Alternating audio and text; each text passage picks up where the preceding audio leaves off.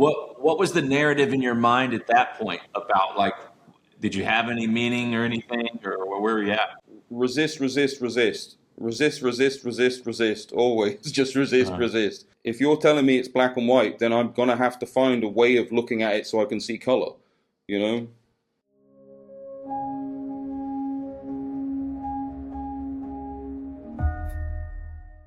yeah, so maybe what would be fun now that we're embarking on this idea of the pre-theoretical podcast is just to kind of get a little backstory. You mentioned in one of the voice notes that you shared with me that, like, we haven't even begun to scrape the surface yet in terms of your history. So how about we start with just for shits and giggles, at what point in your life did you have, like, was there like an awakening where you were like, okay, something's different, I got to figure out my shit? Or was it a gradual, like, how would you describe all that? Um, yeah, that's a tough one, isn't it? Well, I guess when I was a little kid, I was always the outlier, in terms of the family's belief system. Like, my parents were atheists, and that always didn't seem right to me. Meanwhile, my grandparents were Catholics. That didn't seem right either. And so, the moment I got a library card as a child, I was just buried in esoteric books and stuff. I didn't understand half of it when I was a kid, obviously, but it's just always been this thing of just this kind of discomfort with what I was being told was base level reality. And now, now I'm in my 40s, that seems to be like a more normal perspective. You have people like, Yeah. with the simulation theory becoming just a normal Mhm. way of seeing things.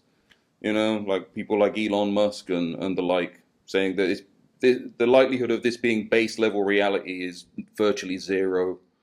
So, Yeah, he was asked in the I forget what interview it was, but they were asking him, like, whenever, because he's got that super agent that he's working on or yeah. whatever, and I think you probably heard, right? He was asked, like, what's the question you're going to ask it, and he said, I think, what's outside of the Yeah, simulation, what's outside the simulation? Yeah, Yeah. that'd be an interesting one. Yeah. So it's just always been there as a kind of question in the back of my mind, and so that's been my major interest throughout life has been, what the hell is all of this? This kind of there's always been this weird discomfort. And it started. You're saying, like, early, like, are we talking like 6 years old, 8 years old? Yeah, yeah, yeah. From when I was a kid, I was trying to do magic, but not like stage magic, not like poof, there's a rabbit. I was like, I wanted to see beyond the veil. I wanted to move outside of this reality. And Did your parents, like, try to, like, even in that time where they come to church with us, or well, no, what? again, my parents were atheists. My Oh, that's my right. They're grandmother atheists. They're was, atheists. Sorry. Yeah. that's Yeah. it. Yeah. Yeah. My dad was very against anything that wasn't that. Hmm. So everything to him was just nonsense, unless it was hardline empirical, Okay. you know, science. And my mum was slightly more open to different Uh-huh. ideas, but not interested, not in a, not really interested in her own Yeah. way.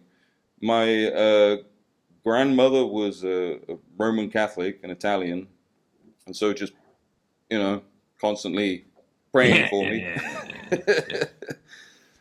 Yeah. But it was my granddad on that side who kind of got me started on, there are other ways of looking at this beyond religion or no religion. That there were other ways of thinking about this. He had this old book called The World Atlas of Mysteries that he kind of handed down to me. And there was like stuff in there about people like Nikola Tesla, but also about things like seances and dowsing, like divining rods and spontaneous human combustion, all this kind of, the paranormal in general. And that kind of sparked it for me. I was like, oh, so there's stuff on this then. And then I, book after book after book. So you kind of got like it's kind of like the best of both worlds in a sense because while the curiosity came from this and you found something to dive into that resonated with you, the logical or the hard nosed logical surroundings like helped you approach it in a more rational way, or am I making that up? No, I think you're right. I think you're right. There is still this level of not even a level. There's a deep cynicism to me. Like I'm still like I'm not a believer. I'm Right. still like I'm still very much trying. I'm still very much looking into this. I'm not like I've figured it out. It's like it's not that. But I take the perspective that no one has. No one's figured it out. You know. I guess it depends on what you define figuring it out. You know what I mean? Like, I think that there are people that have figured out how to live liberated lives. You know what I mean?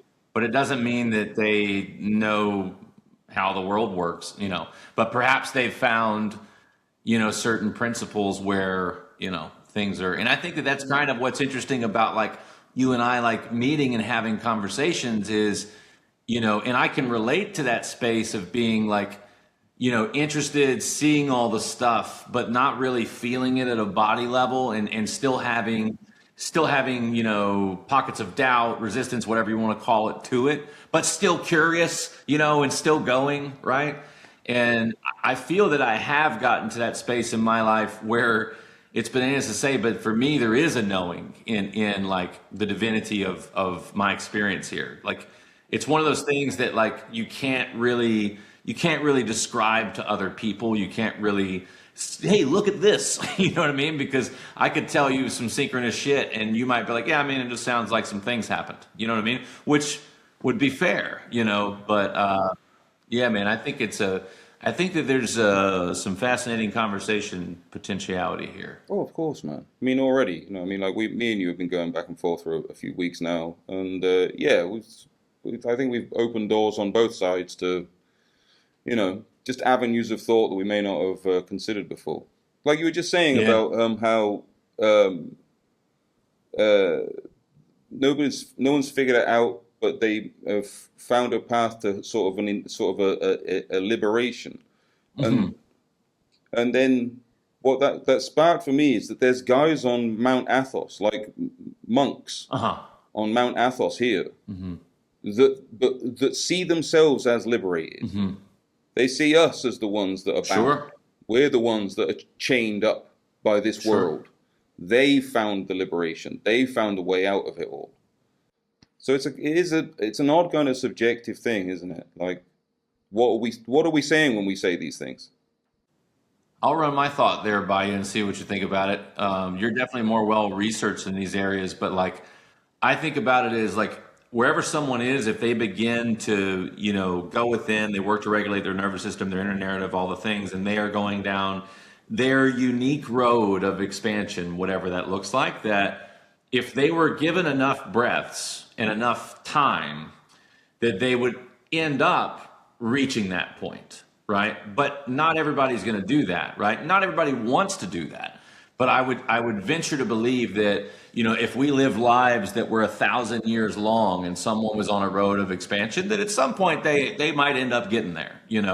But I also think that there's so much value in the experience of the material. You know what I mean? Yeah, yeah. Well, it's this the only way out is through kind of thing, like you have to. I think the material is there's a purpose to it. Right. Like I think we're supposed to be meet Hmm. things for a while. It's like this thing of like who was it? I think it might be a Jordan Peterson thing about children. How your job as a parent is sadly to reduce joy, right? Like you have these little things that are like Hmm. they already know what this is. They come into it like, oh, I'm completely free to do Hmm. whatever I want, and this is all to entertain me. You have to pull that back Hmm. Hmm. so that they stay alive. You have to reduce their joy because Hmm. they will run into traffic because it's so much fun, Sure. because it Yeah. is so exciting and so wonderful to do so. It's like there's this Esther Hicks thing as well. I know the channeling where she talks about how we're also afraid of death but it's this joyful experience. Right. Like, you won't know it until you go through it, obviously. Yeah. But it's this wondrous, amazing experience. And yeah, it's just so many sort of, I don't know, it's difficult to sort of nail this stuff down. When I start trying to talk about it, it all crisscrosses. And Yeah, I'm with you though. Like, I think not only Esther Hicks, but like just from my experience of like learning from people who've had near-death experiences and just or somehow access the other side, you know, whatever. There's this common through line, and obviously there's those that are out there that are like you could look at and be like, this dude's a quack, you know. But there are also a lot of people when you listen to them talk, you're like, no, this is like a we over in the States, or at least in the South, we'd say sometimes a no shit guy, meaning a no bullshit guy, right? Like he's a no shit guy, you know, or a no shit woman, you know. And you listen to them, and their stories are like, you know, I mean, and they're studying that shit now. There's science around near death experiences. well, yeah, the through the DMT molecule, because the DMT is released by your brain in a massive amount at the moment of death. And DMT also happens to be the most powerful hallucinogen known to man. And it's like, no, it's just like the hardline science interpretation of what's happening when you die is it's DMT is flooding your brain. But is that what it looks like? Is that just what it looks like from our perspective? Like that's, you know, in the same way that love is just oxytocin in the blood. Yeah, if you look at it through the lens of a microscope, that's what love is when you're using a microscope. But that's not what it is on a multi-dimensional level. The same with DMT. The seeing the white light and all of your family waiting and the infinite space that surrounds you at the moment of death is just because of this molecule your brain makes.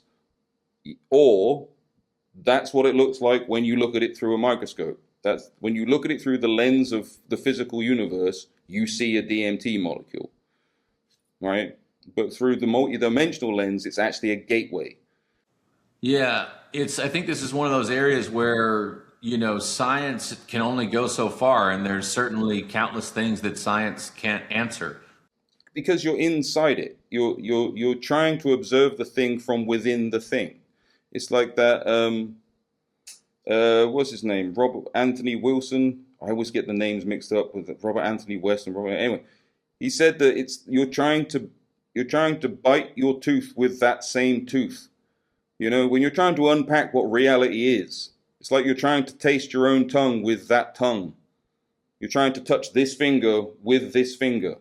It can't be done. You know, you're inside it. That's the struggle for all of this esoteric stuff. Yeah, and I think that like oftentimes people are more like I used to think Neil deGrasse Tyson was this way. I guess he's kind of coming around and talking about some more esoteric type stuff. But there's a lot of scientists out there that are super hard nosed in the rigidity of what they do know, and it's almost like they have this defensiveness around what they don't know. But then you have the Nobel Prize winner in 22 that basically, or the four physicists or whatever, that basically proved reality's not real, right? Mm-hmm. And that reality actually comes from quantum, right? Like, I mean, I think that's the leading hypothesis is that reality comes from quantum or consciousness. And so, you know, you zoom out to the macro. Exactly. We seem to be moving that's it.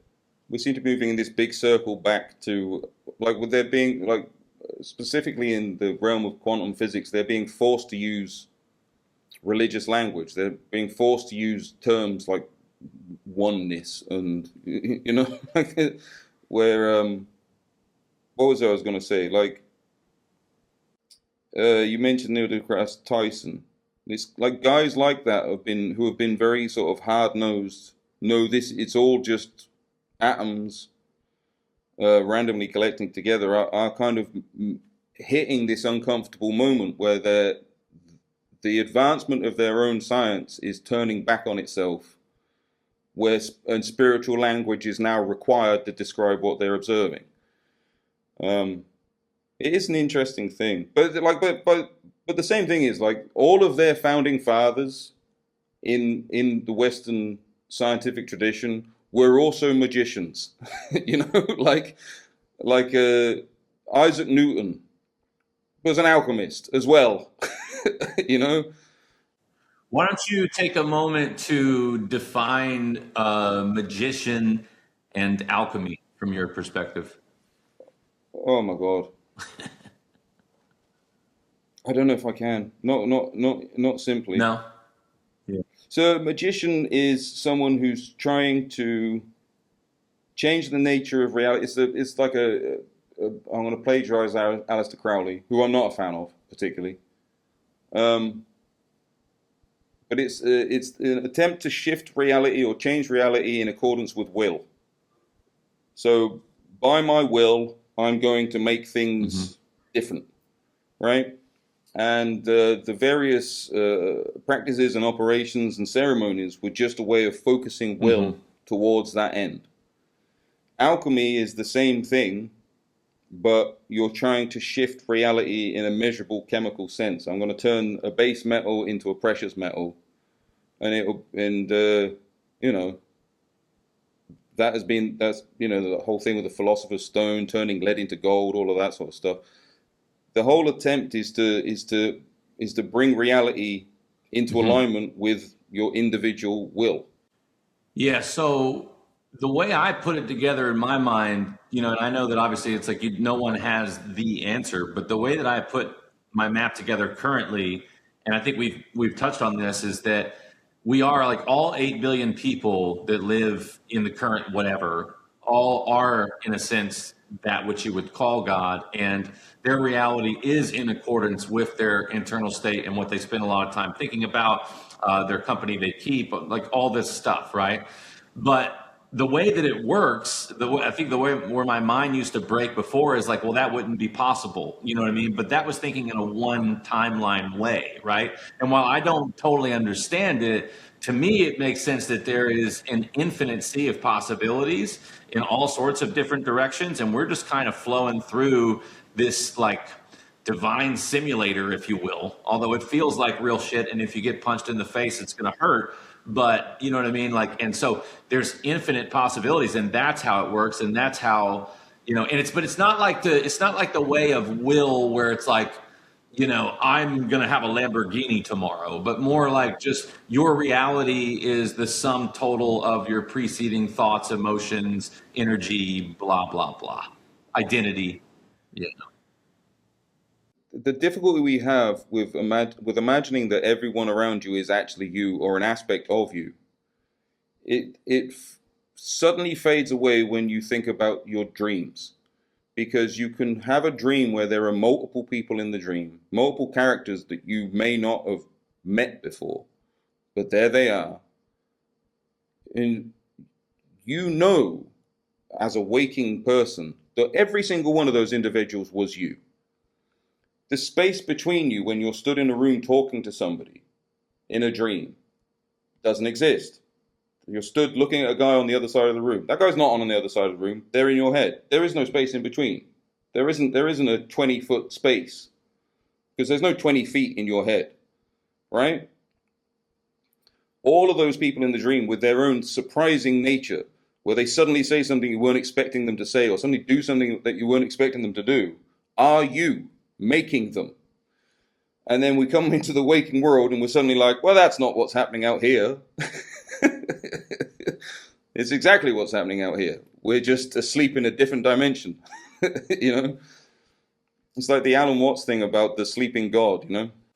I think it's the breaker of like whether or not we think about it as like you are me, right? Or I am you versus like we are both that. Like I can be like the source me is the same source that drives you. And so that's it. Like you're still uniquely you and I'm still uniquely me, but we come from the same thing. We are the same thing, despite color, despite whatever, yada, yada, you know. Exactly. There's that Alan Watts thing. I don't know whether you know about it, but the idea that there's this he takes you through this kind of imaginary process. Imagine that you could dream anything you wanted to, right? any version of life, anything at all, and you do it, and you'd live a life in this dream world, and you wake up and you go, well, that was very interesting. And you do it again and again and again and again until it became kind of boring. And then you go, well, how about I dream a dream where I don't know I'm dreaming, right? Where I go in there and I won't know that I'm dreaming, and I'll live this life. And then you do that an infinite number of times until you end up doing this one right now. And the idea is that we're all just this dreaming God that's just trying out these various lives. Yeah. You know, there's and that's very similar to the Bill Hicks. We are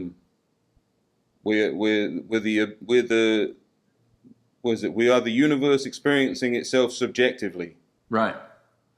Yeah, I think that another place that it used to break for me too was because I was raised, like I always heard, you know, you only live once, you don't want to fuck up your life, you only have one shot.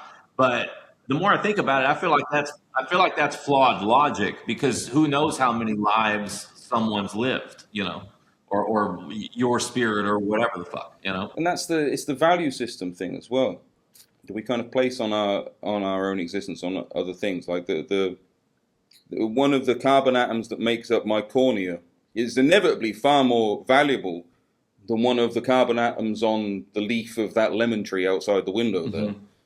Why? Why is it? Because it's attached to a thinking being that's seeing and wondering. Yeah.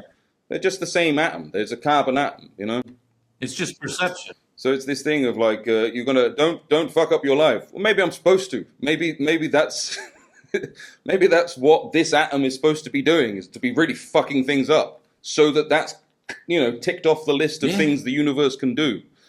I mean, there's so many different versions, right? I mean, like, there are countless people that you could say objectively that are living right now that you could just be like, okay, they're never going to think about any of this, right? And they're likely never going to make any changes in their life, and they're likely going to just kind of wither away or whatever, right? You know? But that's just the nature of existence. What if that's part of it? All parts have to exist, right? Like, in order for there to be all the different good shit in the world, there would have to be a bunch of the antithesis of that. Well, maybe the trick is not to try to, you know, that grind of dragging things into some idealized version of what it should be, but instead trying to build some kind of internal philosophy of just enjoying the ride that you're on. You know, even if it seems horrific, it may feel horrific. There must be some, even intellectually, there must be a method of going, wee, you know, you know, yeah, to just enjoy that ride, you know. Well, you grow through all the challenges, you know, and that's pretty much always the case, unless you're someone who stays stuck, right, in previous thought. Well, I'm curious, just for this first entry of the thing, if we can just kind of come back, because I think it'd be cool to kind of wrap it up with like where you got here. So I'm curious, like, when you got to be like 15, 16, 17 years old, in that range, certainly you had, you know, you're starting to get more of that man, you're around friends, everybody's becoming what kind of man they're going to be, you know. What was the narrative in your mind at that point about, like, did you have any meaning or anything, or where were you at? Resist, resist, resist. Resist, resist, resist, resist. Always just resist, resist.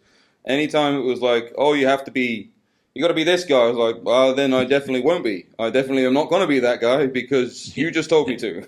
Like, and not because I'm judging you, but it's because it's not. Then it's not coming from this experience, is it? It's coming from an expectation, and that's been rough. It's not like that's been like, and so I've been, you know, enjoying the roller coaster of life. It has been. It has been tough. Of course, it has been.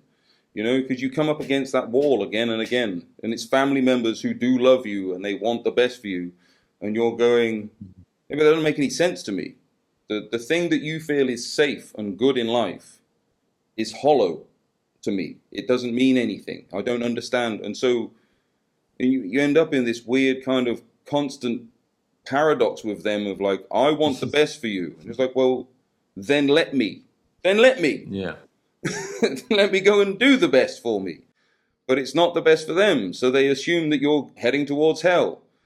So yeah, my path has always been that of whenever it's whenever things are coming, whenever I find myself on tracks that have been laid out before me, I start going, this is wrong. I shouldn't be doing this. So that's I think that's partly why I got kind of attracted to the esoteric and the kind of outlier thinking, because it seemed more difficult. It seemed like more challenging, and that always seems like the right thing to do to me. Like if you're telling me it's black and white, then I'm gonna have to find a way of looking at it so I can see color. Yeah, dude, I can relate to so much of that, man. Even if it means I go blind, even if it means that like now I've ruined my eyesight because I'm going cross-eyed all the time, trying to see a color that isn't there. I have to do it. I just have to, Yeah, I can relate to a lot of that, man. And I think like for me, it was kind of a sense like my body and everything was at this space where it was like, all right, it feels like so many people are just kind of like accepting that life is a certain way. But it seems to me that there's something deeper here, right? But that nobody was really like, everybody seemed to not care. And I was always like, how are you not fascinated about all of these deeper areas of thought and the connection between, aliens and fucking near-death experiences and remote travel or whatever, astral projection, remote viewing, that shit, which the CIA has been a part of. It's crazy shit. It's like, how would you not want to look deeper here, What do you think that is, though? Why do you think that there are some of us that appear to be more naturally inclined towards that, even though it's not particularly comfortable a lot of the time?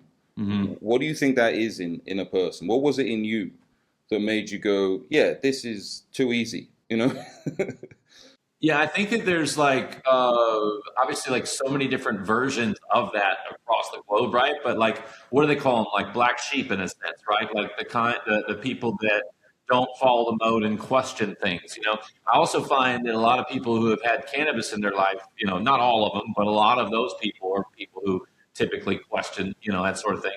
But I think that for me, it was just like, it was always kind of like you. It was like, all right, well, you clearly don't know, so I'm not going to do that, right? Like that was my mindset, right? Like I just rejected everything, But then I got to a space where I was like, okay, well, I clearly need to figure out whatever my version of shit is, And I just started like looking into shit that, was not explained by science and just kind of trying different things in my life and documenting that process and just went that way, slowly but surely. And in many ways, begrudgingly, in many ways, multiple parts of my body begrudgingly, came along.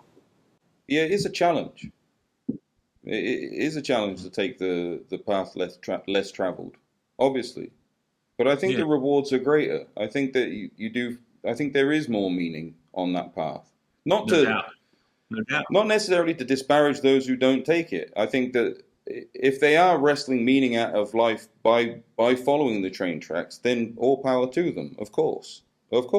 Dude, for all we know, those people have already lived crazy deep lives, and they went on the other side, and they were like, you know what, I kind of want to come back and live a simple life, and then they incarnated that way. Or the opposite. Or they've still got the training wheels on, Or That's they're true. still like, this is the first time in. They're just following the rules to check the water and stuff. This is the kiddie pool. Yeah. They're like baby souls. Meanwhile, me and you were free diving. Yeah, like a baby soul kind of thing. And and then it's like that brings up like when people get upset at people, when you realize some people, man, like they're just, how can you get upset at them if their awareness is so low or they can't even see their own stuff? Like, it's like a kid that spills grape juice on a carpet at 6 years old. Are you going to slap that kid? No. Why would you do that? That's silly, But I think like that's come up in my own life in terms of like my relationship with my dad, definitely my parents, where like if you're taking this perspective of like, well, we're all just the same thing, experiencing this life through different people. Like maybe he was a younger version of me, if you know what I mean. Like maybe that's the more fearful version. Yeah. And then like he, like the assumption is that like our kids are going, your kid is a younger version of you. Mm-hmm. Physically, maybe, but on a multi-dimensional level, maybe not. Yeah. Maybe they're actually Yeah. a lot older, Yeah. Dude, I'm with that. But I mean, like in terms of like, if we're outside of time, like that whole Grant Morrison thing of like that we're not actually this thing, that we're this weird snake being. Once you take time out of the equation, you're this weird root system. Your kid is older. Your kid is the further along part. It has more root system behind it than you do. Yeah. So there's kind of weird kind of thing to that. But yeah, so that would come up now and again with Dad, where I'd be like, you have to sort of give him a certain amount of credence to go like, yeah, of course you're terrified. Of course you're very, very limited in your scope. Yeah. I had like a lot of resentment and resistance towards my dad, when he passed on. But in the recent years of like when I can working through those deeper layers more and more, the more I see him in me in so many ways, like I'll be playing back a clip of me talking about something and I'll look like, dude, that's Dad right there. That's him. It's like now that I have released so much of that, it's like, yeah, it's all one, man. So I'm with that. It's worth doing that work as well to just sort of let a lot of that stuff go. Yeah. My sister still got it, man. She still got it. She still got, like, she would probably, I'm speaking for her, but she would probably piss on his grave if she could find it because she still holds on to a lot of resentment there. Yeah. Oh, I know. And of course, some of that is still in there as well. I'm sure you've got some stuff tucked away that you haven't even thought about that will come out one day, Of course. Yeah, deeper. Yeah, I think that as long as you live, it's always good. But I've gotten through so much of the shit that weighed me down. Like I used to be hunched over, like my posture was hunched over. And I had one experience where, dude, I moved through so many fucking tears, dude. And when I got up, I swear to God, my posture was different. I was standing up a little more upright and shit. I was like a hunchback of Notre Dame type of dude there for a while. I can attest to that from just looking at your old videos. Like you're a different man, from like the. Thanks, man. You just are. You just like your entire physical being is just that's a different man. Like that old video of you in the kitchen compared to who sits before me now. That's somebody else.